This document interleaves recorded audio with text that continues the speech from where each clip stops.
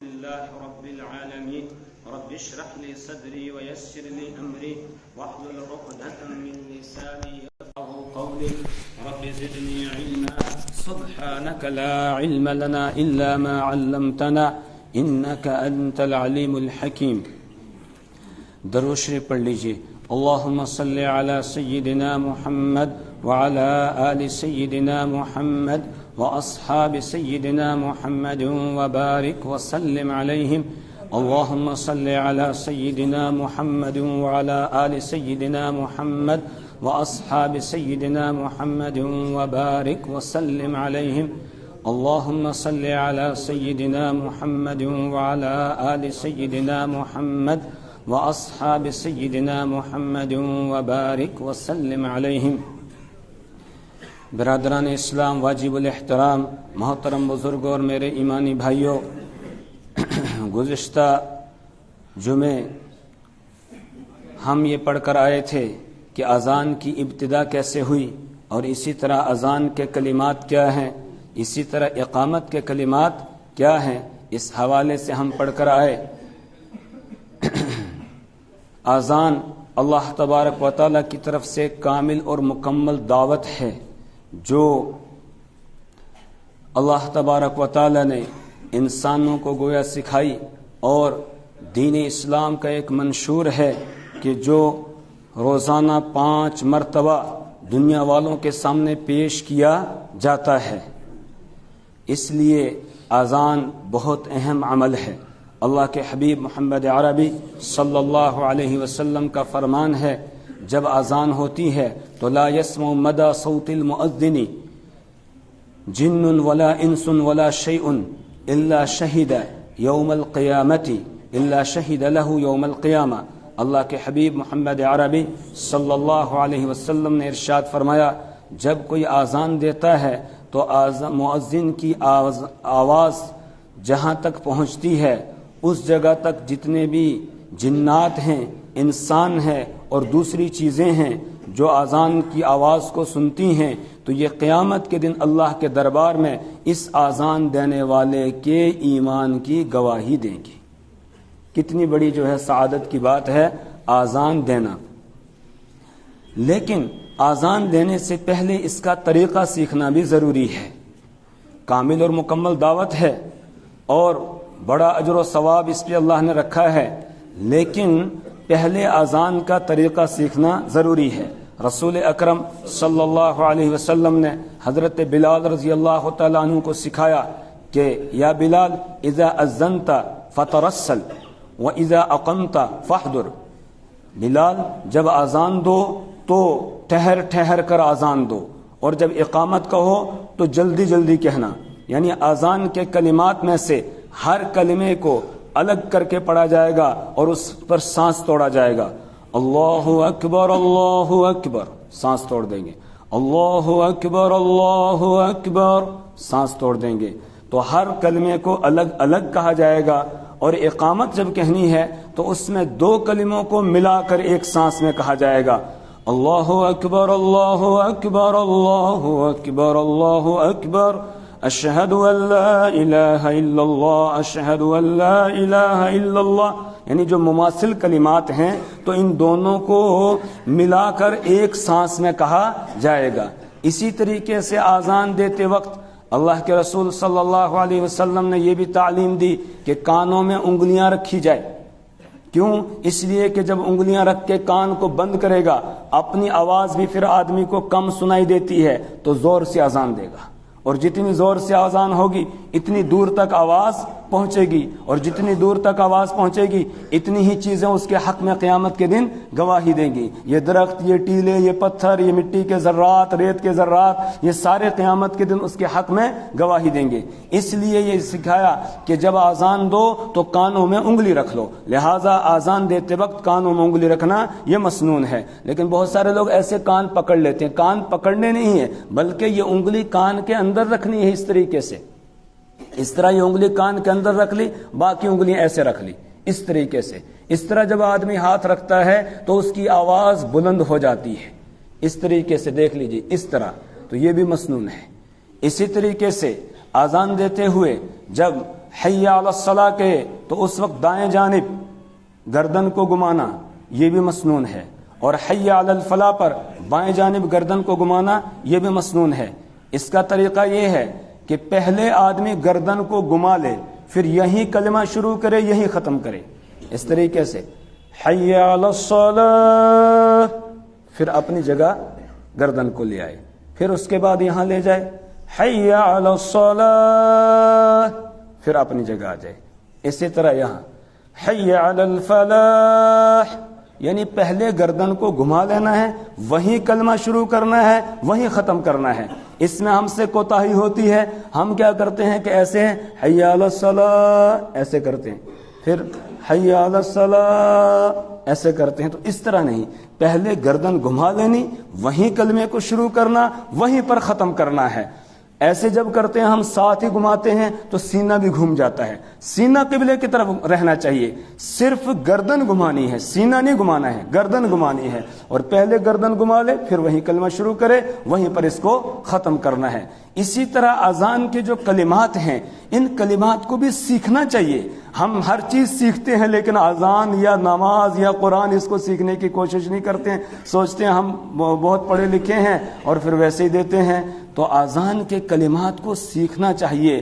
بہت سارے لوگ اذان دیتے ہیں تو اللہ اکبر کے بجائے کہتے ہیں اللہ اکبر، جہاں آ کر دیا تو اب یہ 2 الف ہو گئے، یہاں پر 2 حمزہ آگے، ایک حمزہ استفہام کا، ایک حمزہ لفظ اللہ کا ہو گیا، تو اللہ بن جاتا ہے یہ، اور اس وقت اس کا مطلب ہوتا ہے کیا اللہ بڑا ہے، ترجمہ بدل جاتا ہے، کیا اللہ بڑا ہے، اس کا مطلب اس کو ابھی اللہ کی بڑائی میں شک ہے، ایمان میں شک ہو جائے گا، اس لیے سیکھنا ہے۔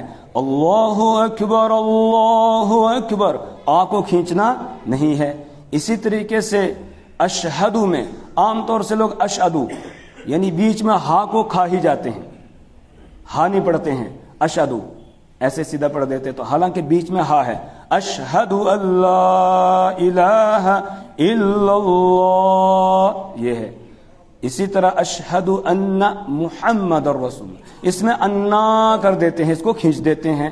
تو پہلے کلمات کو سیکھیں پھر اذان پڑھیں گے انشاءاللہ، اذان مؤثر بھی ہوگی اور اس پر اللہ کی طرف سے اجر و ثواب بھی ہمیں ملے گا، اور جو وعدہ ہے وہ وعدہ بھی پورا ہوگا۔ تو اذان پڑھیں گے انشاءاللہ ہم سیکھ کر۔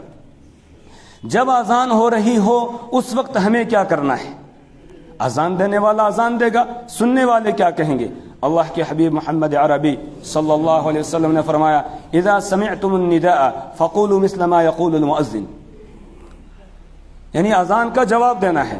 جواب 2 ہیں، ایک عملی جواب ہے، ایک قولی جواب ہے، ایک عملی جواب، ایک قولی جواب۔ عملی جواب یہ ہے کہ اذان سنتے ہی سارے کاموں کو چھوڑیں اور فوراً اللہ کے منادی کی آواز پر لبیک کہتے ہوئے مسجد میں حاضر ہو جائیں، یہ عملی جواب ہے جو واجب ہے، ضروری ہے۔ اور دوسرا ہے قولی جواب۔ قولی جواب کیا ہے؟ جب مؤذن نے کہا اللہ اکبر، ہم بھی اس کے جواب میں کہیں گے اللہ اکبر اللہ اکبر۔ اللہ کے حبیب صلی اللہ علیہ وسلم نے فرمایا، ترمذی شریف کی روایت، اسی طرح مسلم شریف میں بھی روایت ہے، اذا سمعتم النداء فقولوا مثل ما يقول المؤذن، جب تم اذان سنو تو ویسے ہی کہو جیسے مؤذن کہہ رہا ہے۔ اس کا مطلب جو کلمات مؤذن دہرا رہا ہے ہمیں بھی وہ دہرانے ہیں اس کے ساتھ، جیسے وہ کہے گا اللہ اکبر ہم بھی کہیں گے اللہ اکبر اللہ اکبر، وہ کہے گا اشہد ان لا الہ الا اللہ تو ہم بھی کہیں گے اشہد ان لا الہ الا اللہ۔ مؤذن نے کہا اشہد ان محمد رسول اللہ تو ہم بھی اس کے جواب میں کیا کہیں گے؟ اشہد ان محمد رسول اللہ، ہم بھی یہی کہیں گے۔ اس میں تھوڑی کوتاہی ہو جاتی ہے، بعض لوگ اس جملے کے جواب میں صرف صلی اللہ علیہ وسلم کہہ دیتے ہیں اور یہ جملہ دہراتے نہیں ہیں، حالانکہ یہ جملہ بھی دہرانا ہے۔ یعنی آپ نے فرمایا جیسے مؤذن کہہ رہا ہے ویسے تم بھی کہو، تو اب جس طرح مؤذن نے کہا اشہد ان محمد رسول اللہ ہمیں بھی ویسے ہی کہنا ہے۔ جب مؤذن نے کہا حی علی الصلاۃ تو ہم بھی اس کے جواب میں حی علی الصلاۃ کہیں گے. مؤذن نے کہا حی علی الفلاح ہم بھی حی علی الفلاح کہیں گے. البتہ ایک روایت میں یہ بھی آیا ہے جب مؤذن کہے حی علی الصلاۃ تو تم کہو لا حول ولا قوت الا باللہ. اسی طرح جب مؤذن کہے حی علی الفلاح تو اس کے جواب میں تم کہو لا حول ولا قوت الا باللہ. اب روایتیں دو ہو گئی. ایک روایت میں ہے کہ حی علی الصلاح کہو, ایک روایت سے یہ ثابت ہو رہا ہے کہ لا حول ولا قوت الا باللہ کہو. اس لیے محدثین کہتے ہیں اگر کوئی آدمی دونوں کو جمع کر لے تو بہت اچھا ہے. اگر دونوں کو جمع کر لے مطلب حی علی الصلاح بھی کہے اور ساتھ میں ہی لا حول ولا قوت الا باللہ یہ بھی کہہ دے. حی علی الفلاح بھی کہے اور ساتھ میں لا حول ولا قوت الا باللہ العلی العظیم یہ بھی کہے. اور ایک یہ تطبیق دی محدثین نے کہ اگر آدمی مسجد کے اندر پہنچ چکا ہے پھر اذان سن رہا ہے تو یہاں پر وہ کہے گا لا حول ولا قوت الا باللہ العلی العظیم کہ میں نماز کے لیے تو آ چکا ہوں. اب نماز کے لیے جو میں آیا ہوں یہ میرا کوئی کمال نہیں ہے بلکہ یہ اللہ نے مجھے توفیق دی, اس کی توفیق سے میں پہنچا ہوں. تو اس پر کہے لا حول ولا قوت الا باللہ. نہیں ہے کوئی پھیرنے والا اطاعت کی طرف, نہیں ہے کوئی اطاعت اور فرما برداری کی طاقت دینے والا مگر اللہ. تو اس کا اعتراف کرے. اگر مسجد سے باہر ہے ابھی مسجد میں نہیں پہنچا ہے وہ اذان سن رہا ہے تو وہ کہے حی علی الصلاح اور حی علی الفلاح کے جواب میں کہے حی علی الفلاح. جب اذان ہو چکی اذان کے بعد اب کیا کرنا ہے؟ مسلم شریف کی روایت اللہ کے رسول صلی اللہ علیہ وسلم نے فرمایا ثم صلوا علیہ پھر تم مجھ پر درود بھیجو. اذان ہو گئی, اذان کے بعد تم مجھ پر درود بھیجو. اور ساتھ ہی فرمایا جو مجھ پر ایک مرتبہ درود پڑے گا اللہ 10 رحمتیں اس پر نازل فرمائیں گے. من صلی علیہ صلاۃ مرۃ جو آدمی ایک مرتبہ درود پڑے گا تو صلی اللہ علیہ عشرا اللہ تعالیٰ اس پر 10 رحمتیں نازل فرمائیں گے. تو لہذا اذان کے بعد پہلا کام ہے درود پڑھنا. ایک بات رہ گئی, جب آخر میں لا الہ الا اللہ کہا جاتا ہے بہت سارے لوگ پھر اس کے آگے ملا دیتے ہیں محمد رسول اللہ. نہیں, یہ اذان میں زیادتی ہو جائے گی. اذان میں صرف لا الہ الا اللہ ہی ہے آخر میں. اب اس کے ساتھ ہمیں محمد رسول اللہ نہیں ملانا ہے بلکہ ہمیں اذان کے بعد لا الہ الا اللہ کہہ دیا, اذان کا جواب ہو گیا, پھر ہم نے درود بھیجنا ہے. درود کے بعد پھر جو دعا پڑھی جاتی ہے اذان کے بعد وہ دعا ہم پڑھیں گے. اسی طرح فجر کی اذان میں الصلاۃ خیر من النوم, الصلاۃ خیر من النوم, اس کا جواب کیا ہے؟ اس کا جواب بھی یہی, ہم بھی کہیں گے الصلاۃ خیر من النوم. بعض کتابوں کے اندر یہ بھی لکھا ہے صدقتا و بررتا کہ اس کے جواب میں یہ کہا جائے صدقتا و بررتا, آپ نے سچ کہا, آپ نے نیکی کا کام کیا ہے. معنی کے اعتبار سے یہ جملہ بہت اچھا ہے لیکن کسی روایت میں یہ نہیں آیا ہے. فقہ کی کتابوں میں لکھا ہے لیکن کسی روایت میں یہ جملہ نہیں ہے. اس لیے بہتر یہی ہے کہ ہم اس کے جواب میں یہی کہیں گے الصلاۃ خیر من النوم. اسی طرح جب اقامت کہی جاتی ہے تو اقامت کا بھی ہمیں جواب دینا ہے, اور جیسے اقامت کہنے والا اقامت کہہ رہا ہے ویسے ہم بھی کہیں گے. اور البتہ جب وہ کہے قد قامت الصلاۃ قد قامت الصلاۃ تو اس کے جواب میں ہم کہیں گے اقامہ اللہ وادامہا, اقامہ اللہ وادامہا, اللہ اس کو ہمیشہ قائم رکھے, اللہ اس کو ہمیشہ دائم رکھے, قائم اور دائم رکھے. ابو داود شریف کی روایت ہے اللہ کے رسول صلی اللہ علیہ وسلم اقامت پڑھنے والے کے اقامت کے جواب میں وہی جملے دہرا رہے تھے جو جملے اقامت کہنے والا کہہ رہا تھا. اور جب اس نے قد قامت الصلاۃ کہا اس کے جواب میں آپ نے فرمایا اقامہ اللہ وادامہا, اللہ اس کو قائم رکھے, اللہ اس کو دائم رکھے. یعنی نماز کو اللہ قائم رکھے اور اسے دائم رکھے, گویا یہ ایک دعا ہے. تو جس طرح اذان کا جواب دینا ہے اسی طریقے سے اقامت کا بھی جواب دینا ہے. اس کے بعد اذان ہو گئی، اذان کے بعد درود شریف پڑھنا ہے. کوئی بھی درود شریف ہمیں جو یاد ہے ہم درود شریف پڑھ سکتے ہیں. اللہم صلی علی سیدنا محمد وعلی آل سیدنا محمد وبارک وسلم، یہ پڑھ لیں. یا اللہم صلی علی محمد النبی الامی وعلی آلہ وسلم تسلیما، یہ پڑھ لیں. یا جو درود ہم نماز کے اندر پڑھتے ہیں درود ابراہیمی، وہ پڑھ لیں. اس کے بعد پھر دعا ہے اللہم رب هذه الدعوة التامة والصلاة القائمة آت محمدا الوسيلة والفضيلة وابعثه مقاما محمودا الذي وعدته إنك لا تخلف الميعاد.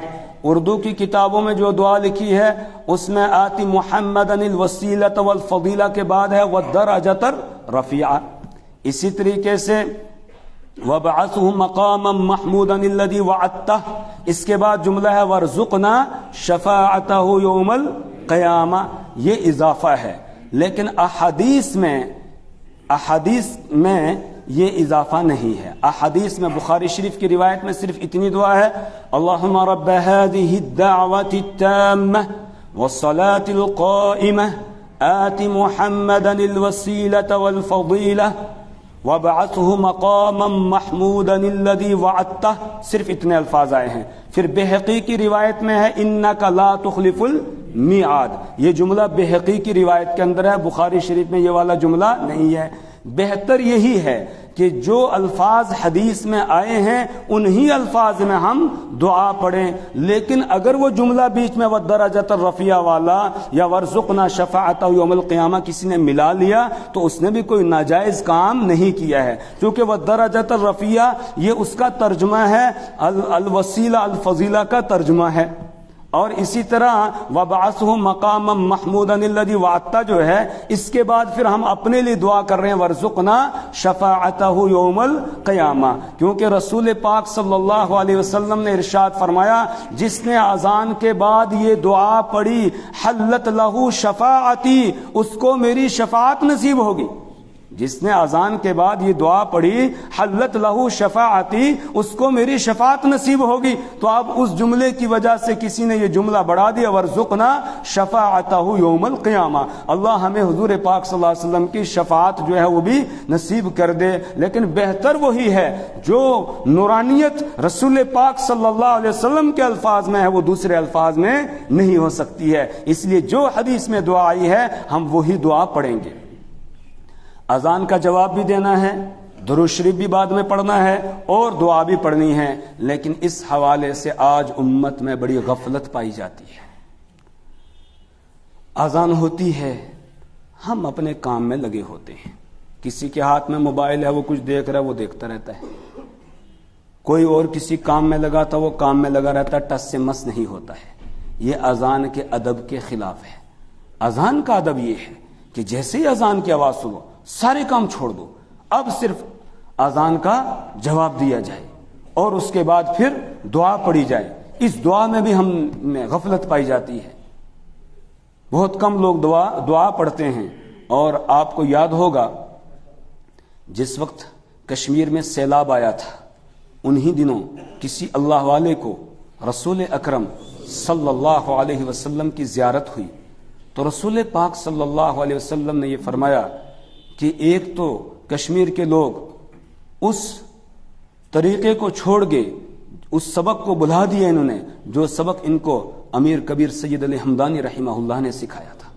دوسرا اذان کے بعد انہوں نے دعا پڑھنا چھوڑ دی کہ اس لیے اللہ کی طرف سے یہ پکڑائی، اس لیے اللہ کی طرف سے. اب آپ ہم اپنا جائزہ لیں.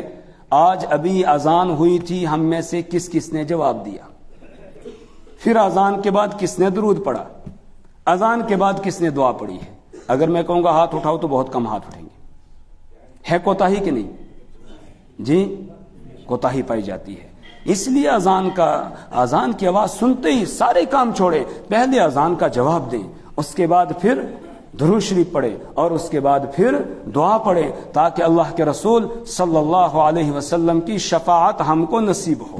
پھر اس دعا میں ہے اللہم رب هذه الدعوة التامة، اے اللہ اس کامل اور مکمل دعوت کے پروردگار، اس کامل اور مکمل دعوت کے پروردگار، یہ اذان ایک کامل اور مکمل دعوت ہے، اور اسلام کا میں نے شروع میں بتایا ایک منشور ہے جو 5 مرتبہ دنیا کے انسانوں کے سامنے پیش کیا جاتا ہے۔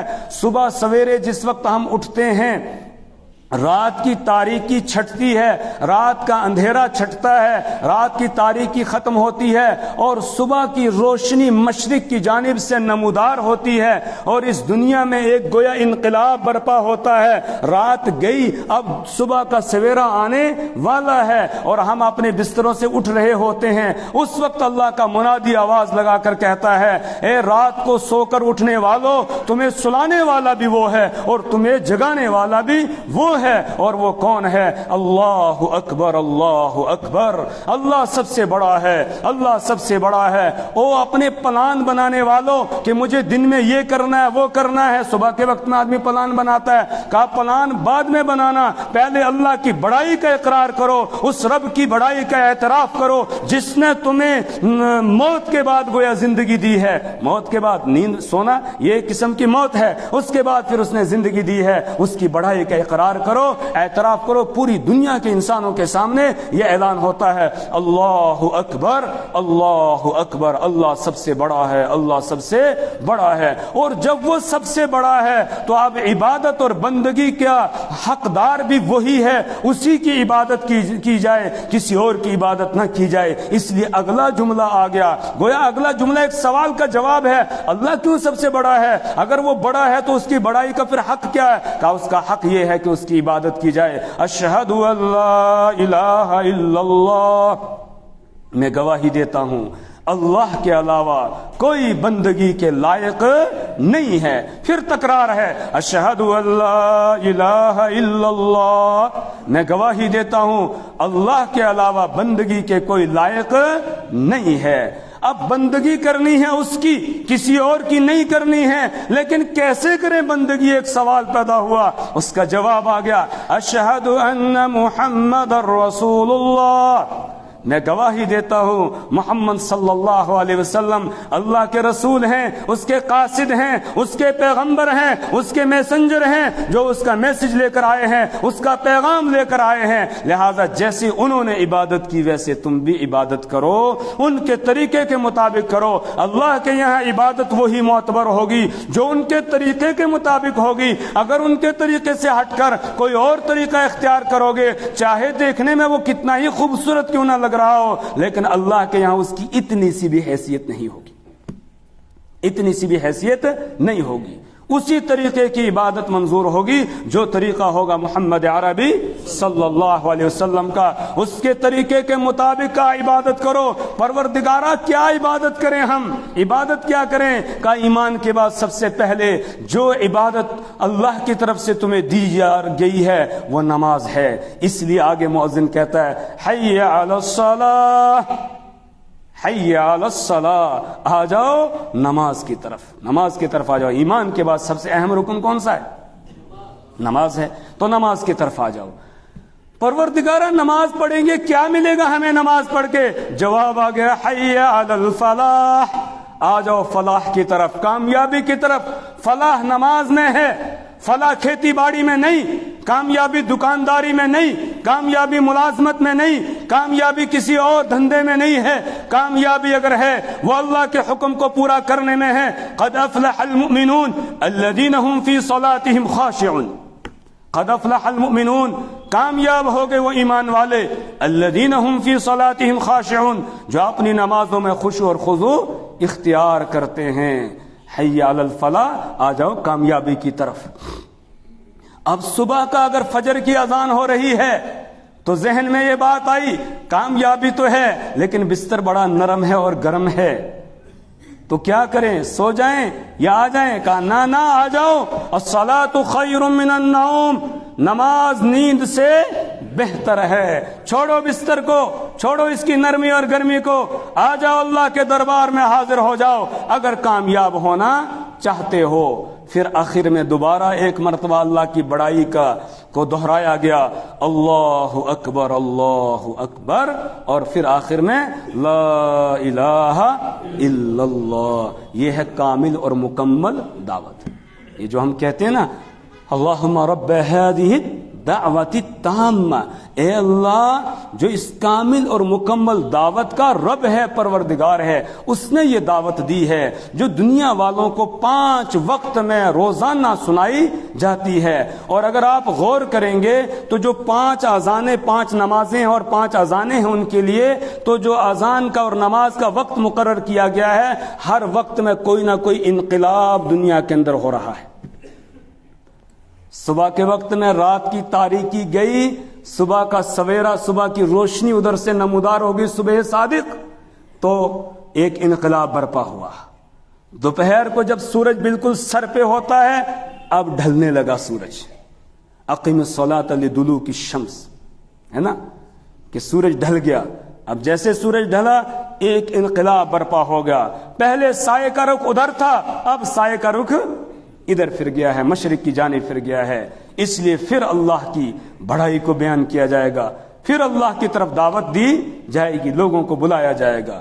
پھر عصر کی نماز کا وقت ہوا، اب سورج کی تمازت، جو اس کی گرمی تھی، جو اس کی روشنی تھی، اس میں تھوڑی سی کمی آ گئی، اور جب کمی آ گئی تو ایک انقلاب برپا ہو گیا، اور جب انقلاب برپا ہو گیا تو پھر اللہ کے منادی نے آواز لگا دی، اللہ اکبر اللہ اکبر۔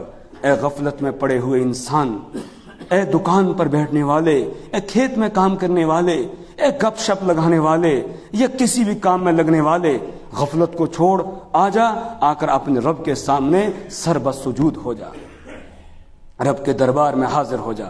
مغرب کی نماز کا وقت ہوا، سورج غروب ہو گیا، دن کی روشنی گئی، رات کا اندھیرا آنا شروع ہوا، ایک انقلاب آ گیا، اب اذان دے دو اور نماز پڑھو، اللہ کے سامنے سر بسجود ہو جاؤ۔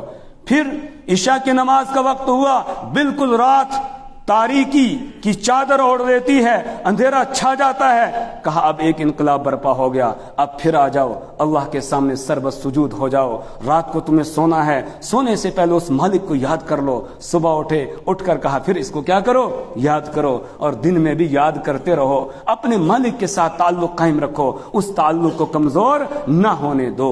یہ ہے دعوت تامہ، یہ ہے مکمل، کامل اور مکمل دعوت جو اذان کی صورت میں اللہ تعالیٰ نے ہمیں دی ہے۔ اس سے آگے انشاءاللہ آئندہ جمعے کو اللہ تعالیٰ ہمیں دین کی سمجھ اور فہم عطا فرمائے، اللہ اعمال صالحہ کی توفیق عطا فرمائے، برے اعمال سے اللہ ہمیں اور ہماری نسلوں کو محفوظ فرمائے۔ سبحان اللہ و بحمدہ، سبحانک اللہم و بحمدک، ونشہد ان لا الہ الا انت ونستغفرک ونتوب الیک۔ بہت سارے مدارس والے آئے ہوئے ہیں، اسی امید کے ساتھ آئے ہیں کہ کچھ تعاون ہوگا۔ آپ حضرات سے درخواست ہے کہ تعاون جو ہے وہ کرتے جائیں، جو دیا جائے گا وہی اللہ کے یہاں کام آئے گا، اور جو ہمارے پاس رہے گا وہ ہم رہ جائے گا، وہ نہیں ہے۔ حدیث میں اللہ کے رسول صلی اللہ علیہ وسلم نے فرمایا اذا مات ابن آدم، جب انسان کا انتقال ہوتا ہے تو فرشتے کہتے ہیں ما قدما، اس نے آگے کیا بھیجا، اس نے آگے کیا بھیجا، اور دنیا والے کہتے ہیں وما اخرا، پیچھے اس نے کیا چھوڑا ہے، اور اس کا وہی ہے جو اس نے آگے بھیجا ہے، اس لیے بڑھ چڑھ کر اس میں حصہ لیں۔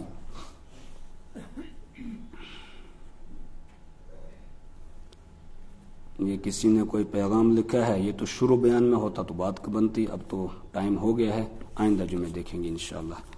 ایک گزارش آپ حضرات سے یہ کرنی ہے کہ جب آئیں مسجد میں تو پہلی صفوں کو مکمل کرنے کی کوشش کریں، تاکہ کہنا نہ پڑے کہ آگے چلیں، اور پہلے آنے میں فائدہ ہے پہلی صفوں میں، کیونکہ جب نماز ہوتی ہے اللہ کی طرف سے رحمت برستی ہے، پہلے امام پر، پھر پچھلی صف پر، پھر اس سے پچھلی صف پر، پھر اس سے پچھلی صف پر، پچھلے والوں کا نمبر سب سے آخر میں آتا ہے، اس لیے ہم کوشش کریں جب آگے تو مسجد میں آگے آنے کی کوشش کریں۔